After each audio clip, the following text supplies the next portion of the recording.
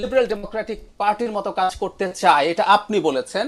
আমি কেন গায়ের জোরে তাদের উপর এটা চাপিয়ে দিচ্ছি? তখন আমি বলেছিলাম যতদিন পর্যন্ত তাদের নামের সাথে এটা থাকবে ততদিন পর্যন্ত আমি ধরে নেব।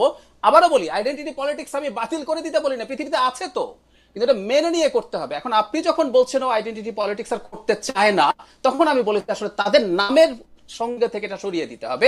আমি আপনাকে বলেছি জামায়াতে ইসলামী কি করবে এটা তাদের চিন্তা, তাদের সিদ্ধান্ত আসলে। আর একটা কথা আমি একটু বলতে চাই না, কিন্তু আমার এই জায়গায় প্রশ্ন ছিল ডক্টর জায়েদ, এই জায়গায় আমার প্রশ্ন ছিল আপনিও একটা আইডেন্টিটি পলিটিক্স করছেন কিনা, একটা ওয়েস্টার্ন আইডেন্টিটি? করছি না, আমি করছি না, আমি এটাই আসবো। আমি তার আগে একটু মিস্টার কবির আরো কয়েকটা জিনিস একটু অ্যাড করতে চাই।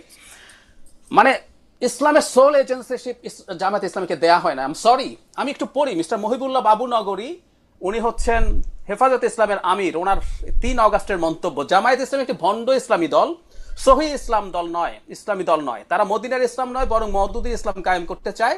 মওদুদির মতাদর্শ অনুসরণ করলে ঈমান থাকবে না। মজার ব্যাপার কি জানেন, আমি আমার একটা ভিডিওতে বলেছি জাহিদকে ইসলাম বিদ্বেষী বলে ফেলা যায় জামাতের রাজনীতির বিরোধিতার কারণে। মহিবুল্লাহ বাবুনগরীকে একটু বলেন তো, ওনাদের বক্তব্য মতে তো জামাতের কথা শুনলে ঈমান থাকবে না। মিস্টার কবির একটু মহিবুল্লাহ বাবুনগরীকে একটু বলুন যে উনি কত বড় ইসলাম বিদ্বেষী। আমি একটু শুনতে চাই আসলে, যারা কমেন্ট করছেন এখানে জামায়াতের লোকজন, একটু বলুন মহিবুল্লাহ বাবুনগরী। শুধু মহিবুল্লাহ বাবুনগরী নন, অন্ততপক্ষে 10 জন শীর্ষস্থানীয় আলেমের কথা আমি বলতে পারি, আলেমের কথা আমি বলতে পারি। আমি জানি খালিদ ভাই, আপনার শোতে ইসলামী আন্দোলনের নায়েবে আমির আপনার এখানে স্বীকার করে গেছেন উনি জামাত সম্পর্কে কি ধারণা রাখেন, আমি শোটা দেখেছি, তাই না? তো যদি সব হয়ে থাকে একটু ওনাদেরকে গিয়ে বলুক তো। আমি আসলে বলি কি জানেন, জাহিদকে ট্যাগ করে হত্যাযোগ্য করা যায়, কারণ জাহিদের শক্তি নাই, জাহিদের হ্যাডাম নাই। ওরকম হ্যাডাম আছে তো হেফাজতের, হ্যাডাম আছে হাত পাখার বা ইসলামী আন্দোলনে, তাদেরকে ট্যাগ তারা করেন না আসলে। অথচ তারা এমন মন্তব্য করেছেন জামায়াতে ইসলামী আসলে ইসলাম আর পুনরুদ্ধার করা যাবে না। এই হচ্ছে তাদের রাজনীতি। আমি এটাই বলতে চেয়েছি। একটা কথা খুব ইম্পর্টেন্ট, জামাতকে মনে রাখতে হবে, জামাত কিন্তু মজলুম ছিল, আমরা জামাতের পক্ষে দাঁড়িয়েছি, তার রাইট নিয়ে কথা বলেছি। আজকে অনেকে কথা বলছেন জামাতের হয়ে, একটু খোঁজ নিয়েন জাহিদরা তখন কি করেছিল, কিভাবে কথা বলেছিল। আজকে মজলুম জালিম হয়ে উঠছে, এটা খুব ভয়ঙ্কর লক্ষণ আমি মনে করি। আমাকে এটা বলার চেষ্টা করা হলো আমি ইসলাম মুছে দিতে চেয়েছি না, সরি, আমি ভিন্ন একটা প্রসঙ্গে কথা বলছি। এবার আপনার প্রসঙ্গ যেটা আপনি আমাকে বলতে চেয়েছেন, আমার ইসলামোফোবি আছে কিনা, আমাকে আরেক ধরনের আইডেন্টিটি, না, উত্তর হচ্ছে না।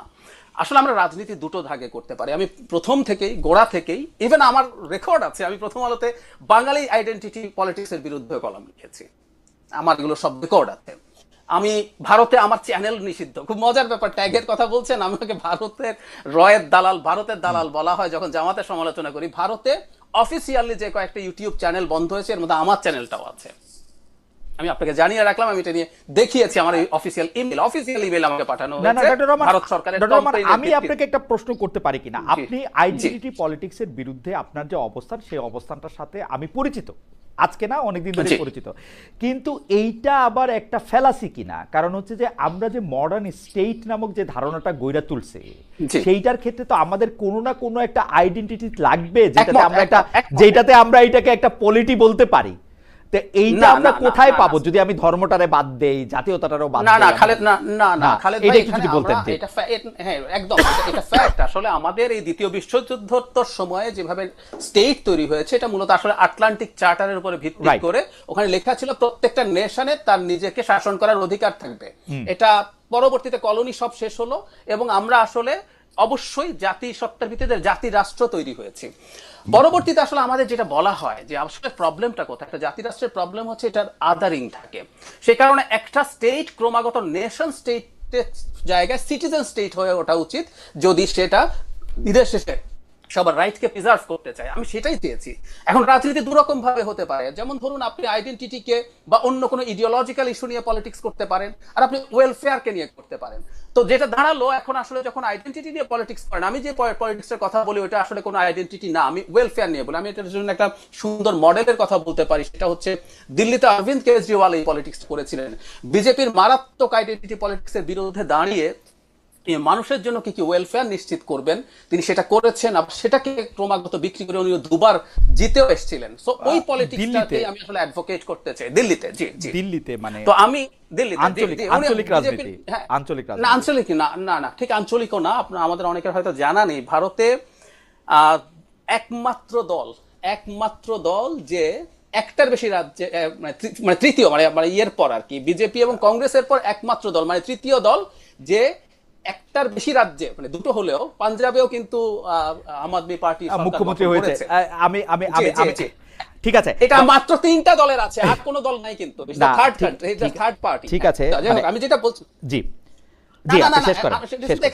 শুধু এখানে না, আমি এটা আরো উদাহরণ দিতে পারি। ট্রাম্প যখন মারাত্মক হোয়াইট সুপ্রিমেসির পলিটিক্স করছেন, বলা হয় আইডেন্টিটির প্রবলেম কি, আইডেন্টিটির প্রবলেম এটা অন্য আইডেন্টিটিকে উস্কে দেয়। বাইডেন কিন্তু চাইতে পারতেন যে ঠিক আছে ও হোয়াইট সুপ্রিমেসি করছে, আমি আফ্রিকান এশিয়ান ভোট টানার জন্য, হিসপ্যানিক ভোট টানার জন্য ওই আইডেন্টিটিকে নিয়ে সুরসুরি দেব। বাইডেন কিন্তু করে নাই। বাইডেনের পুরো ইলেকশন ম্যানিফেস্টো আমি পড়েছি এবং আমি ওটা নিয়ে কলাম লিখেছি উনি জেতার আগে আমি দেখিয়েছি যে উনি ওই ট্রেন্ডে না গা ভাসিয়ে তিনি র্যাদার কিভাবে তার লোকজনের জন্য ওয়েলফেয়ার করবেন। এই প্রসঙ্গে একটা কথা একটু বলে রাখি, যে ফরিদ জাকারিয়া তার লাস্ট যে বই দা এজ অফ রেভলিউশন, ওখানে একটা খুব ইন্টারেস্টিং কথা বলেছেন। আমরা আসলে ওইদিকে যাচ্ছি এবং এই কারণে আমাদের ফাইট গুলো এখন কঠিন, যে আপনি এখন যতই চেষ্টা করুন না কেন ওয়েলফেয়ার বেস আলোচনা করবেন। বাইডেনের সময় economy was in the best position in recent Times, কিন্তু অবিশ্বাস্যভাবে ট্রাম্পের কাছে ডেমোক্রেটিক পার্টির ক্যান্ডিডেট হেরে গেলেন।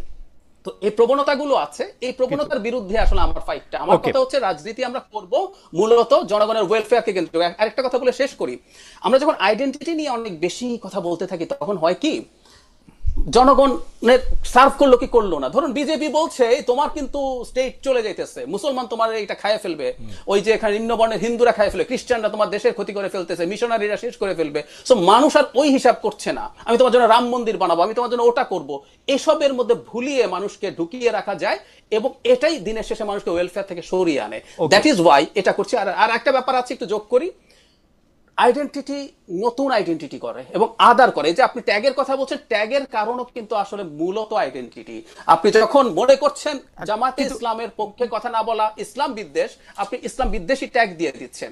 কারণ আমরা এখন আলাপটা ওই জায়গা থেকে দেখার চেষ্টা করছি। কারণ হচ্ছে আপনিও তো মানে আমি আবার যদি মানে আজকে আপনার একটু চলে যেতে হবে, তারপর আপনার কাছে যখন আসবো তখন আপনি, কিন্তু আপনিও তো আসলে ট্যাগিংই করছেন। আপনি জামায়াতে ইসলামীকে কিন্তু একটা রাজনৈতিক দল হিসেবে দেখতে পাচ্ছেন না।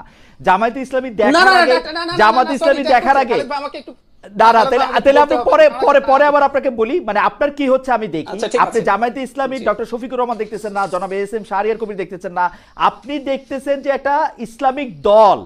আপনি ওটাকে আর কোনোভাবে এটাকে আর কোনো কিছু আপনি দেখতেছেন না। যদিও না ও শরিয়ার কথা বলছে, দাঁড়ান শরিয়ার কথা বলছে কিনা আমি একটু উদাহরণ দেই। যদিও আপনি অ্যাঙ্গেলা মেরকেল রে দেখতে সময় আপনি ক্রিশ্চিয়ান ডেমোক্রেটিক পার্টি দেখতেছেন না, আপনি অ্যাঙ্গেলা মেরকেল রে দেখতেছেন, অন্য একটা জায়গা থেকে দেখতেছেন। এইটা কেন, এটা আমি আপনার কাছে একটু জানতে চাই। একটু আসি আপনার কাছে। আমি জনাব শাহরিয়ার কবির আপনার কাছ থেকে একটু কথা শুনতে চাই। তার আগে আমাদের আরো একজন দর্শক যিনি একসাথে মনে করেন 50টা মানে কয়টা আমি জানি না, অনেকগুলি পাঠাইছেন একই মন্তব্য, আমি একটু পড়ি। সেটা হচ্ছে যে খালেদ ভাই, ডাক্তার সাহেবের ফ্রেমের মধ্যে থেকেই কেন কোনো ইসলামী দলকে রাজনীতি করতে হবে? আপনাদের ইমান যেমন আপনাদের কাছে, যার যার রাজনৈতিক কৌশল তাদের কাছে থাকুক, সমস্যা কি? আমাদের কোনোই সমস্যা নাই।